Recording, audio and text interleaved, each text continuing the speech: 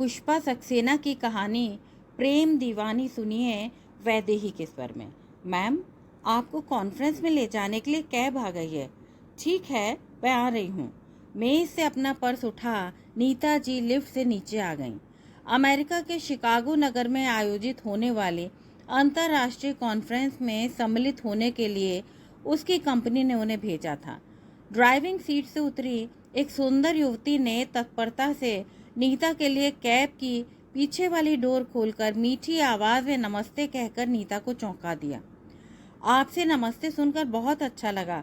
क्या आप हिंदी के कुछ और शब्द जानती हैं? कुछ शब्द नहीं, अच्छी हिंदी जानती हूँ। 2 साल तक उसने हिंदी लिखना, पढ़ना और बोलना सब सिखाया था। उसके फादर, जिन्हें वो अक्का कहता था, हिंदी और संस्कृत के विद्वान हैं। उनसे मिलाने के पहले मुझे हिंदी आना ज़रूरी समझता था। आवाज़ में कुछ गर्व और उदासी का मिश्रण था। आप किसकी बात कर रही हैं? क्या आपका कोई इंडियन मित्र था? विनायक, मेरा पति, मेरा मित्र, मेरा सब कुछ था। मैं उसे विनी पुकारती थी। उन दिनों मैं बॉब की फ्लोरिस्ट शॉप में काम करती थी। रंग बिरंगे फूलों के साथ वक्त बिताना अच्छा लगता था। मेरे साथ एक हंसमुख पाकिस्तानी लड़का अहमद भी काम करता था। वृद्ध बॉब हम दोनों पर पूरी जिम्मेदारी छोड़कर निश्चिंत रहते। अचानक उस दिन एक सफ़ेद कार से उतरा एक हैंडसम हिंदुस्तानी युवक शॉप में आया था। गुड मॉर्निंग सर, आपको क्या चाहिए? हल्की मुस्कान के साथ उसने पूछा था। अपने फ्रेंड की शादी में जाना है, एक अच्छा बुके ले जाना चाहता हूँ। मुझ पर गहरी नज़र डालकर कहा था। आप सेलेक्ट कर लीजिए, हमारे पास आपके फ्रेंड के लिए बहुत खूबसूरत बुके हैं। वो तो देख ही रहा हूँ। वैसे आपके ड्रेस पर जो पिंक और पर्पल फूल बने हैं, मुझे इन्हीं दोनों रंगों के फूलों का बुके बना दीजिए। क्या ये पॉसिबल होगा? चेहरे पर शरारती मुस्कान थी। मारिया, ये तुझ पर लाइन मार रहा है, अहमद ने धीरे से कहा। अगर आपका हमारे लिए चैलेंज है तो बस 5 मिनट का टाइम दीजिए। मारिया ने तत्परता से अधखिली गुलाब की कलियों के साथ जामुनी ऑर्किड्स मिलाकर उन्हें हरी पत्तियों से सजाकर एक सुंदर बुके तैयार कर दिया। बीच में रजनीगंधा की 2-3 अधखिली कलियों ने बुके का सौंदर्य बढ़ा दिया। लीजिए, 5 मिनट में आपका बुके तैयार है। उम्मीद है यह आपके फ्रेंड को पसंद आएगा। युवक को बुके देती मारिया ने हंसकर कहा, थैंक्स, आप सचमुच कलाकार हैं। अब तो आपको ऐसे ही चैलेंज देने में मज़ा आएगा। मारिया को चैलेंज में हराना आसान नहीं है, बशर्ते आप किसी ऐसे फूल का बुके चाहें जो हमारे पास ना हो। वैसे तो मारिया सिर्फ पत्तियों तक का बुके बना सकती है। अहमद ने मारिया की तारीफ में कहा, अगर यह सच बात है तो 2 दिन बाद मुझे सिर्फ पत्तियों से बना ऐसा बुके चाहिए जो खूबसूरती में फूलों वाले गुलदस्ते से कम ना हो। चैलेंज जीतने पर आपकी शॉप से सबसे महंगे बुके के पैसे दूंगा। आपका नाम जान सकता हूँ जनाब? अहमद ने हिंदी में पूछा। विनायक, यह नाम मेरे अक्का यानी मेरे पापा ने दिया है। तुम लोग भी मुझे सर या मिस्टर ना कहकर सिर्फ विनी पुकारो तो अच्छा लगेगा। उसके चेहरे पर खुशी और हल्के से अभिमान की झलक थी। 2 दिन बाद आपका इंतज़ार रहेगा। विनी, चैलेंज भूलिएगा नहीं, अहमद ने याद दिलाया। मुझे भी 2 दिन याद रहेंगे। Okay, bye. मुस्कुराता विनी बुके लेकर चला गया। अहमद, ये क्या पागलपन है? तारीफ में सच्चाई होनी चाहिए। भला पत्तियों से बुके बनाया जा सकता है? मारिया ने नाराजगी जताई। मुझे पूरा यकीन है हमारी मारिया चैलेंज जीतेगी। आजकल फॉल का सीजन है, जरा चारों तरफ नजर डालो। पेड़ों की पत्तियां इस मौसम में कितने रंग बदल रही हैं। पीली, लाल, नारंगी, कत्थई पत्तियां क्या खूबसूरती में फूलों से कम है। यह नज़ारा कितना ब्यूटीफुल है मारिया। अहमद ने सच कहा था। फूलों से ज़्यादा सुंदर फॉल सीजन में पेड़ों की पत्तियों के बदलते खूबसूरत रंग देखना एक दर्शनीय नज़ारा होता है। ये तो सच बात है। अब तुमने चैलेंज ले ही लिया है तो कोशिश ज़रूर करूँगी। सवेरे जल्दी उठकर रंग बिरंगी पत्तियाँ इकट्ठी करनी होंगी। तुम्हें भी हेल्प करनी होगी अहमद। श्योर मारिया, आखिर पत्तियों के बुके का आइडिया मेरा ही था। जीतने पर आधे पैसे मैं लूँगा, अहमद ने मजाक किया। 2 दिन बाद एक टोकरी में ढेर सारी रंग बिरंगी पत्तियों के साथ आई मारिया को देखकर अहमद खुश हो गया। मारिया, आज कस्टमर्स को मैं देख लूँगा। तुम पीछे बैठकर ये अनोखा गुलदस्ता बनाओ।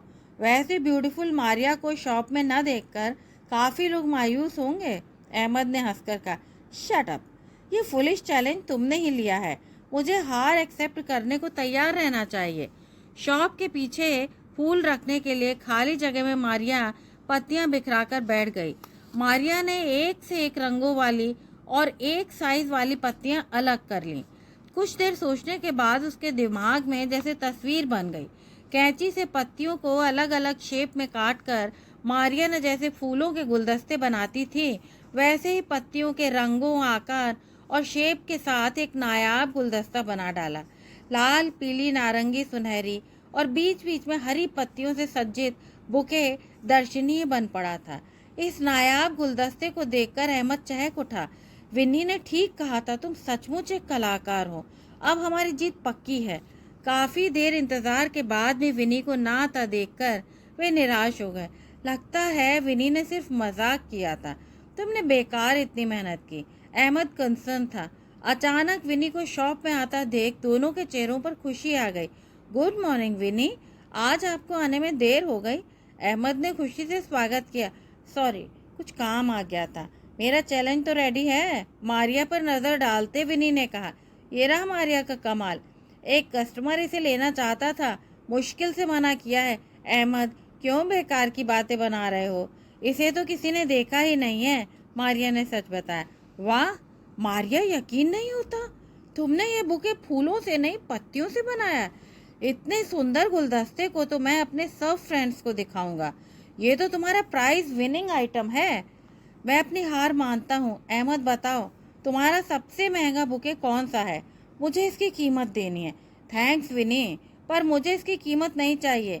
जिन पत्तियों को उनके जीवन साथी पेड़ों ने अपने से अलग कर दिया, जो जमीन पर उपेक्षित पड़ी थीं, आपकी वजह से मैंने उन्हें एक नया रूप दिया है। मेरा तो सबसे बड़ा यही पुरस्कार है, गंभीरता से मारिया ने कहा। तुम सिर्फ कलाकार ही नहीं, एक दार्शनिक और कवित्री भी हो मारिया। तुमने तो मेरा सोच ही बदल दिया। जमीन पर पड़ी पैरों से कुचली जाने वाली पत्तियों के दर्द को बस तुम ही सोच सकती हो। एक बार जरूर समझ गया हूँ मारिया, तुम कोई साधारण लड़की नहीं हो। विन्नी ने सच्चाई से कहा। ये बात तो सच है, 20 साल की हो जाने पर भी इसका कोई बॉयफ्रेंड नहीं है। वैसे मारिया को कीमत तो नहीं चाहिए, पर आप अपनी हार कैसे मनाएंगे? अहमद ने मजाक किया। मैं तुम दोनों को ट्रीट तो दे सकता हूँ। आज शाम को जब तुम दोनों काम से फ्री हो जाओगे तो हम बाहर डिनर लेंगे। मैं तुम्हें पिकअप कर लूँगा। मारिया पर दृष्टि डालते विनी ने खुशी से कहा। वाह, ये तो सचमुच हमारा इनाम होगा। हम आपका वेट करेंगे। ठीक है, तैयार है ना? बाय कहकर विनी चला गया। अहमद, क्या विनी के साथ जाना ठीक होगा? तुम ऐसे ही बोल देते हो। मारिया परेशान दिखी। अब तो बोल चुका। वैसे भी कीमत ना लेकर तुमने मेरा नुकसान ही किया है। अहमद हंस रहा था। शाम को विनी के आने पर अचानक अहमद के घर से फ़ोन आ गया। उसे फ़ौरन घर पहुंचना था। विनी परेशान था। उसने रेस्टोरेंट में 3 जगह रिजर्व करा रखी थी। विनी के साथ अकेले रेस्टोरेंट जाने में मारिया संकुचित थी, पर अहमद ने समझाया, विनी के साथ जाने में कैसा डर? ये तो मेरी बदकिस्मती है, अपना चांस खो रहा हूँ। पर विनी, आपसे बाद में डिनर जरूर लूँगा। अहमद ने मायूसी से कहा। ओह श्योर, हम तुम्हें मिस करेंगे। चले मारिया? विनी के साथ आगे की सीट पर बैठती मारिया बेहद कॉन्शियस थी। शायद घबराहट या संकोच से उसका सुंदर चेहरा लाल हो रहा था। सामने लगे मिरर में मारिया के गुलाबी चेहरे को देख विनी मुस्कुरा उठा। निश्चय ही मारिया सुंदर और टैलेंटेड युवती थी। खाने में मारिया की पसंद की डिशेस पूछने पर मारिया मौन रह गई। उस आलीशान रेस्टोरेंट को वो विस्मित देख रही थी। उसके मौन ने विनी को उसकी मनोदशा स्पष्ट कर दी। चाइनीज पसंद है, इंडियन फूड पसंद करोगी? आपको जो पसंद हो मंगा लीजिए, धीमे स्वर में मारिया बोली। खाने का ऑर्डर देकर विनी ने पूछा, तुम कहाँ रहती हो? तुम्हारी फैमिली में कौन कौन है? चर्च के एक छोटे से कमरे में अकेली रहती हूँ, और वही मेरा घर है। पापा की डेथ के बाद मामा ने दूसरी शादी कर ली और अपने हस्बैंड के साथ लंदन चली गई। मारिया के सुंदर मुख पर अवसाद की घनी काली छाया थी। तुम्हारी मामा तुम्हें अपने साथ क्यों नहीं ले गई? विनी ने पूछा। तब मेरी उम्र बस 9 साल की थी, पर मम्मी ने अपने नए पति की आंखों में न जाने क्या देखा। बस मुझसे कहा, तुझे ले जाने में खतरा है। मेरा नया पति तेरा पापा नहीं बन सकता। मम्मी के साथ जाने के लिए बहुत रोई, पर वो मुझे चर्च के फादर के पास छोड़कर चली गई। कितनी रातें मम्मा की याद में रो रो कर काटी। फादर ने मुझे सहारा ज़रूर दिया, पर आज भी मम्मा की जगह खाली ही रही। मारिया की पलकें भीग गई थीं। मुझे तुम्हारे लिए दुख है, पर तुम एक ब्रेव लड़की हो। देखो, अब तुम अपने पैरों पर खड़ी हो। इसके लिए चर्च के फादर की शुक्रगुजार हूँ। चर्च का काम करते हुए पढ़ाई भी करती रही। हाई स्कूल के बाद मुझे महसूस हुआ अब मुझे फुल टाइम काम करना चाहिए। तुम इस फ्लोरिस्ट शॉप में कैसे आई? विनी की उत्सुकता बढ़ रही थी। चर्च में प्रेयर और दूसरे फंक्शंस में सजाने के लिए मैं फूलों के तरह तरह के गुलदस्ते बनाया करती थी। बचपन से ही फूलों से मुझे बहुत प्यार था। हमारी फ्लोरिस्ट शॉप का वृद्ध मालिक बॉब मेरे बनाए बुके बहुत पसंद करता था। उसने जब मुझे अपनी शॉप में जॉब का ऑफर दिया तो मैंने स्वीकार करने में देर नहीं की। अब तो बॉब ने मेरी जिम्मेदारी पर शॉप का काम देखना ही छोड़ दिया है। मुझे अपनी बेटी की तरह प्यार करता है। मारिया का चेहरा गर्व मिश्रित खुशी से जगमगा रहा था। अगर तुम्हें मारिया न कहकर मीरा कहूँ तो? जैसे तुम भी मुझे विनायक की जगह सिर्फ विनी कहती हो। अचानक विनी बोल बैठा। मीरा की क्या मीनिंग होती है? मीरा कौन थी? मीठी आवाज में मारिया ने जानना चाहा। मीरा हमारे कृष्ण भगवान के लिए प्यार और भक्ति का नाम है। कृष्ण के प्रेम में मीरा ने सारे सुख, अपना महल, राजा पति सब छोड़ दिया। मंदिर में कृष्ण के लिए गाती और नाचती थी। आजकल यहाँ मीरा फिल्म लगी है, तुम्हें फिल्म दिखाने ले चलूँगा। फिल्म में अंग्रेजी के सबटाइटल्स हैं, तुम समझ सकोगी। मीरा की कहानी देखकर उसका सच्चा प्रेम समझ सकोगी। क्या आप भी मीरा से प्यार करते हैं? मारिया की दृष्टि विनी के चेहरे पर थी। जिस मीरा की बात कर रहा हूँ वो तो कृष्ण की दीवानी थी, पर हाँ, मैंने भी मीरा नाम की एक लड़की से बहुत प्यार किया था। उसके जाने के बाद जैसे मेरी जिंदगी ही खत्म हो गई थी। विनी चुप हो गया। आपकी मीरा कहाँ चली गई? अब कहाँ है? उसका नाम मीरा ज़रूर था, पर उसमें मीरा जैसी कोई बात नहीं थी। उसे मुझसे नहीं, पैसों से प्यार था। मुझे अकेला छोड़कर मेरे एक अमीर दोस्त के साथ चली गई। मैं पूरी तरह से टूट गया था, पर तुमसे जब से मिला हूँ मुझे लगता है तुम में मीरा की सादगी है। शायद इसीलिए आज अचानक मेरे दिल ने तुम्हें मीरा पुकारा है, पर डरता हूँ कहीं यह नाम तुम्हें दूर न ले जाए। उदास स्वर में विनी ने अपना दिल का दुख सुनाया। मारिया को उसके छोटे से कमरे में छोड़कर जाने के बाद मारिया विनी के बारे में सोचती रही। विनी ने किसी को प्यार किया, पर उसे प्यार के बदले में धोखा मिला। कैसे उसने अपने को संभाला होगा? कौन थी वो लड़की जिसने विनी जैसे अच्छे इंसान को धोखा दिया? विनी के मन को मुझ में मीरा दिखी। क्या मैं मीरा बन सकती हूँ? मेरे लिए वो कितना सोचता है। काश मैं उसकी मदद कर पाती। अपनी सोच को झटक मारिया सोने की कोशिश करती रही, पर विनी का उदास चेहरा बार बार आंखों के सामने आ जाता। नहीं, वो विनी को कभी धोखा नहीं दे सकती। अहमद के साथ विनीत मारिया को फिल्म दिखाने ले गया। मारिया तो कुछ दृश्यों में आंसू पोंछ रही थी। फिल्म से निकलकर अहमद ने मारिया की हंसी उड़ाई थी। मारिया अभी भी छोटी बच्ची है, फिल्म में भला कोई रोता है? कृष्ण से मिले बिना भी मीरा कैसे उसे इतना प्यार कर सकी? मारिया ने विनी से पूछा था। यही तो सच्चा प्यार होता है। इसी प्यार की वजह से मीरा सब प्यार करने वालों के दिल में बसती है।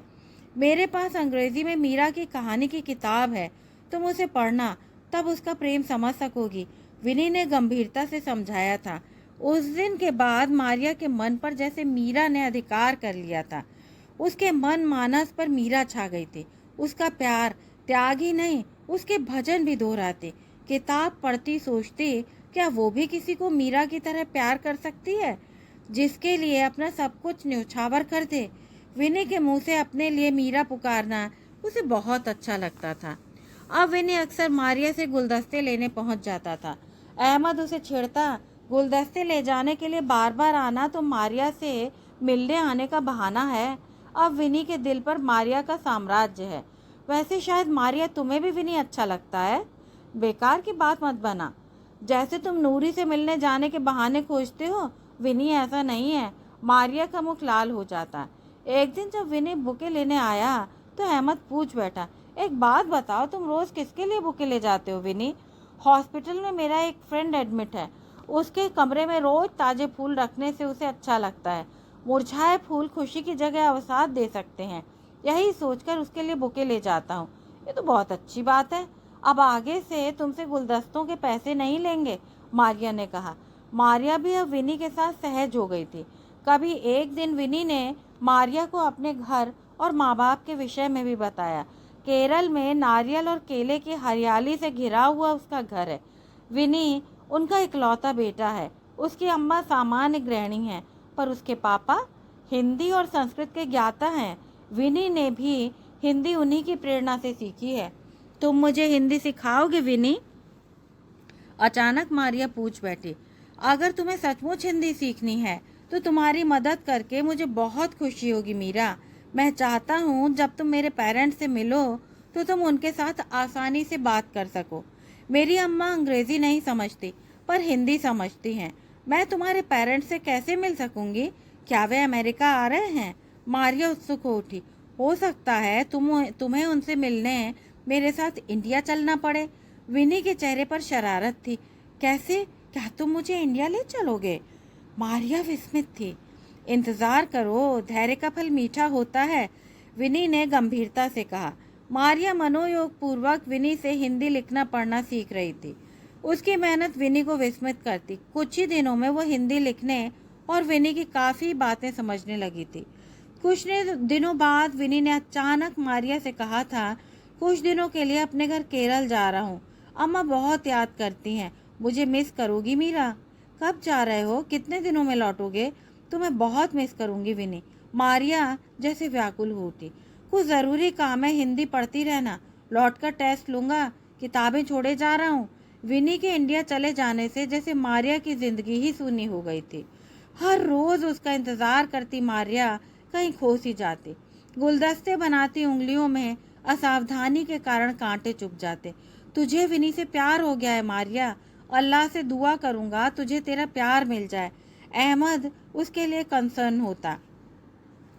अचानक अहमद के अब्बा को हार्ट अटैक हो जाने की वजह से उसको अपने वतन जाना पड़ा। उसकी जगह एक लड़की एनी आ गई थी। विनी और अहमद के ना होने से मारिया को वक्त काटना मुश्किल लगता। आखिर 20 दिनों के लंबे इंतजार के बाद विनी को आते देख मारिया का मुरझाया चेहरा खिल उठा। कैसी हो मीरा? मुझे मिस किया या अपने काम में मुझे भुला दिया? विनी मुस्कुरा रहा था। इतने दिन क्यों लगा दिए? बहुत याद करती थी। भूलेपन से मारिया ने सच्चाई बयान कर दी। अम्मा अक्का को अपने साथ लाने की कोशिश कर रहा था, पर वे अपना घर छोड़कर आने को तैयार नहीं हुए। जानती हो, इंजीनियरिंग के बाद जब मैंने अपनी कंपनी की तरफ से अमेरिका में पोस्टिंग लेने की बात कही तो अम्मा मुझे आने ही नहीं देना चाहती थी। पर उनकी इच्छा मेरे भविष्य के बारे में सोचकर अक्का ने किसी तरह से अम्मा को मनाया था। विनी के चेहरे पर यादों की छाया थी। तुम लकी हो विनी, तुम्हारी अम्मा तुम्हें बहुत प्यार करती हैं। आवाज़ उदास थी। आज शाम तुमसे मिलने तुम्हारे घर आऊँगा, इंतज़ार करना। एक भी बुके लिए बिना विनी लौट गया। मारिया को शाम का बेसब्री से इंतज़ार था। उसके कमरे में विनी आने वाला है सोचकर मारिया समझ नहीं पा रही थी वो क्या करे, कैसे विनी का स्वागत करेगी।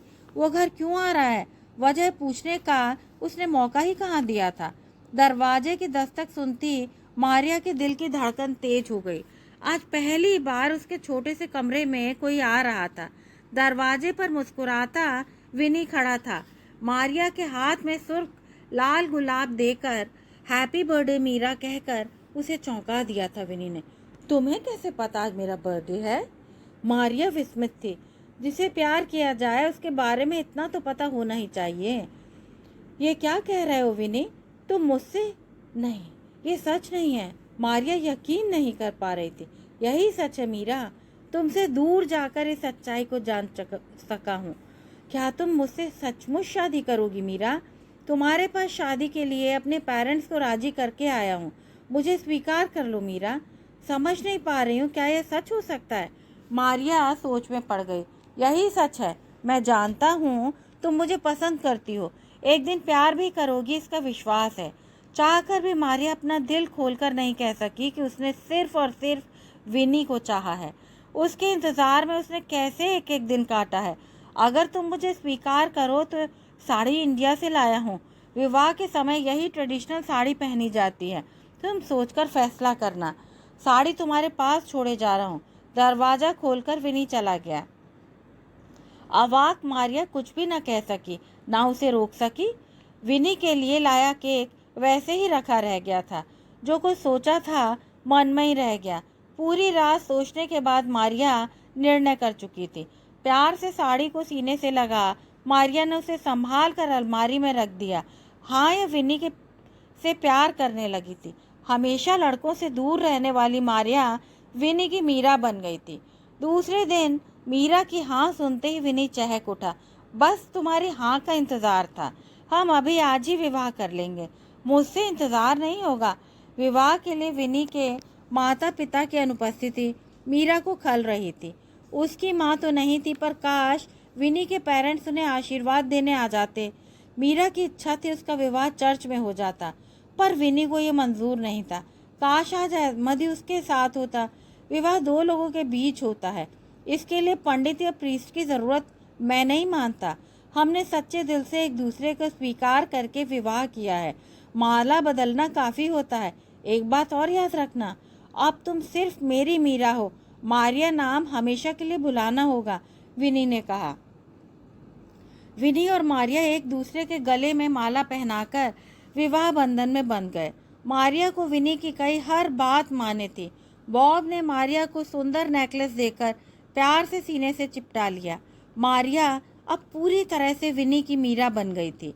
उसे अब पुराना नाम भी याद नहीं था। विवाह ने दोनों के जीवन में खुशियों के रंग भर दिए।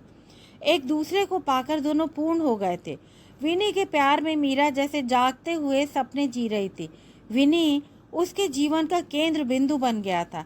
विनी भी मीरामय बन गया था। हम तुम्हारे पेरेंट्स से मिलने इंडिया कब जाएंगे विनी? मीरा उसके पेरेंट्स से मिलने को उत्सुक थी। जब तुम्हें साड़ी पहनना आ जाएगा। वहाँ तुम्हारी अमेरिकी ड्रेस नहीं चलेगी, विनी ने मजाक किया। ठीक है, अब तो मुझे जल्दी ही अपने इंडियन फ्रेंड के पास जाना होगा। मारिया गंभीर थी। समय पंख लगाकर उड़ रहा था। मीरा ने सिर्फ साड़ी पहनना ही नहीं सीखा, इंडियन डिशेस भी बनानी सीख ली थी। अपने विनी की खुशी के लिए वो हर संभव प्रयास करती। विनी का ऑफिस से आने के पहले वो सारा काम समाप्त करके उसकी प्रतीक्षा करती। विनी आते ही उसे अपनी सबल बाहों में भर लेता। मीरा का रोम रोम खुशी से नाच उठता। अब मीरा को जिंदगी से बेहद प्यार हो गया था। उसकी मीठी आवाज़ गीत गुनगुनाने लगी थी।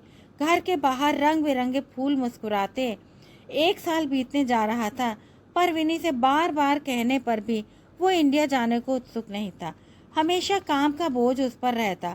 जिस दिन मीरा को पता लगा वो माँ बनने वाली है, उसकी खुशी की सीमा ही नहीं थी।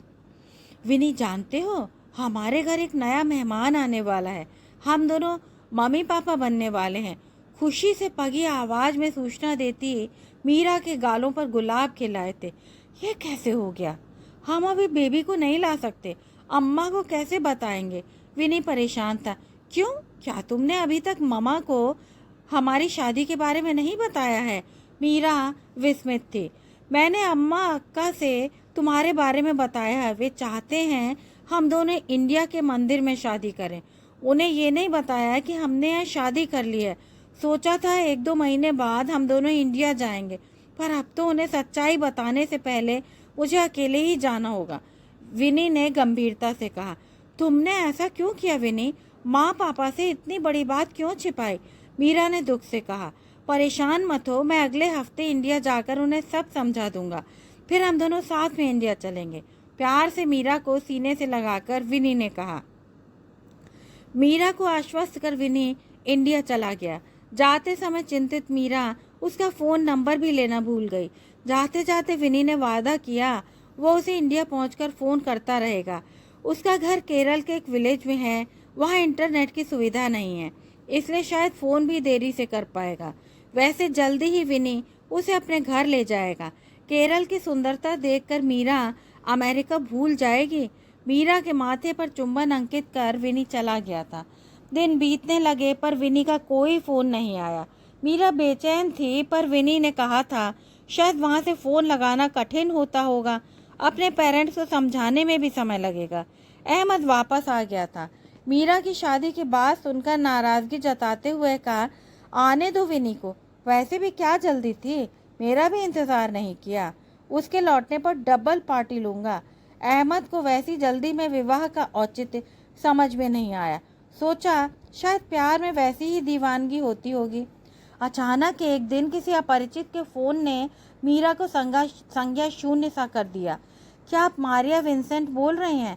जी हाँ, पर अब शादी के बाद से मीरा नाम से जानी जाती हूँ। मीरा खुशी और उत्सुकता से बोली, आपको एक दुखद सूचना देनी है। एक एक्सीडेंट में विनायक की मौत हो गई है। अपने को संभालिएगा। क्या? कब? कैसे? मीरा कुछ पूछ पाती कि फ़ोन कट चुका था। खबर मिलते ही अहमद आ गया। जिस नंबर से फ़ोन आया था, अहमद द्वारा उस नंबर पर फ़ोन लगाने से पता लगा वो किसी पीसीयू का नंबर था। मीरा बेहाल थी। विनी के साथ रहने पर भी उसने कभी ना तो उसकी अमेरिकी कंपनी का नाम पूछा था, ना उसके केरल के घर का पता उसके पास था। उसके लिए बस विनी का साथ ही उसका संसार था। यहाँ तक कि उसने विनायक का सरनेम भी कभी नहीं जानना चाहा। एक बार पूछने पर विनी ने हंसकर कहा था, क्यों, सिर्फ विनी ही काफ़ी नहीं है? विनी ने ठीक ही तो कहा था। उसके लिए तो विनी में ही मीरा की पूरी दुनिया सिमटी हुई थी। अहमद परेशान हो गया।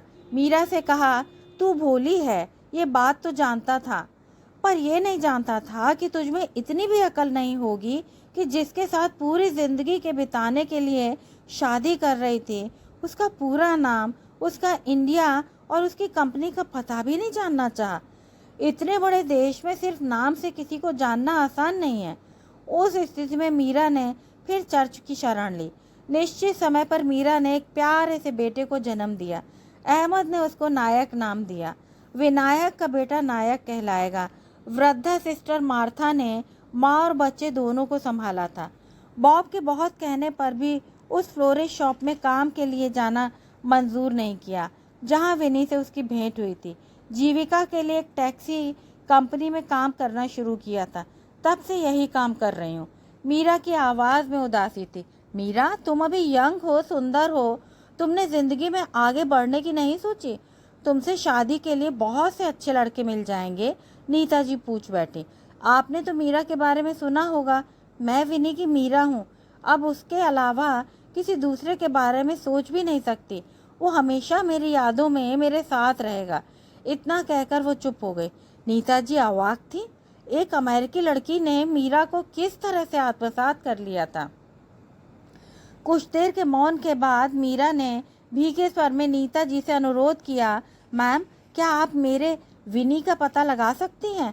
वो शायद दिल्ली की किसी कंप्यूटर कंपनी में काम करता था। मैं उसके पेरेंट्स से मिलना चाहती हूँ। उन्हें अपने ग्रैंडसन को देखकर कितनी खुशी होगी। अपनी ज़िंदगी में यह काम पूरा करके उन्हें खुशी देना चाहती हूँ। मुझे तुम्हारी हेल्प करके बहुत खुशी होती, पर सिर्फ नाम से किसी को खोज पाना सागर से मोती निकालने जैसा कठिन काम है। अगर विनायक का सरनेम जानती हो तो उसे लोकेट कर पाना आसान होता। तुम्हारे पास विनायक की कोई फ़ोटो तो होगी, उसकी मदद से उसका पता लगाया जा सकता है। नहीं, विनी हमेशा हम दोनों का वीडियो लिया करता था। कहता था, जब हम दोनों 24 घंटे साथ रहते हैं तो फ़ोटो रखने की क्या ज़रूरत है? तुम्हारी तस्वीर तो मेरे दिल में है। हाँ, याद आया, एक बार उसने कहा था टेम्पल में जो आइडल यानी मूर्त होती है, वैसा ही कुछ उसका सरनेम है। कुछ सोचकर मीरा ने कहा। अचानक जैसे बिजली सी कौंध गई।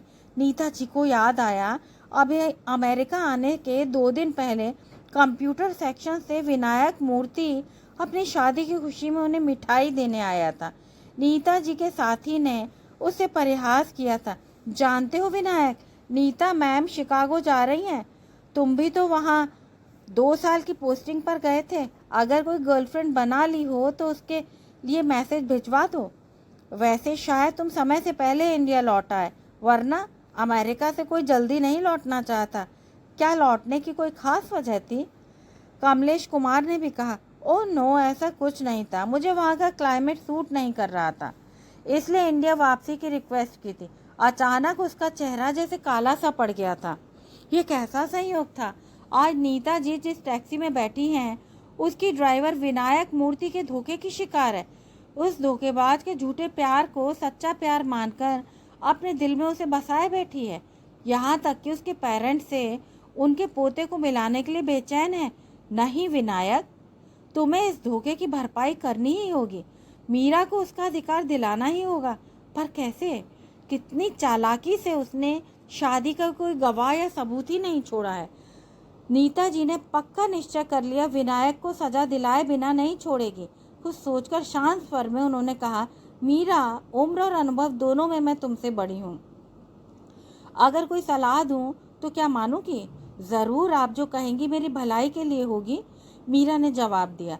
मुझे कहना है, जो तुम्हारी जिंदगी से चला गया उसे भुला देने में ही समझदारी है।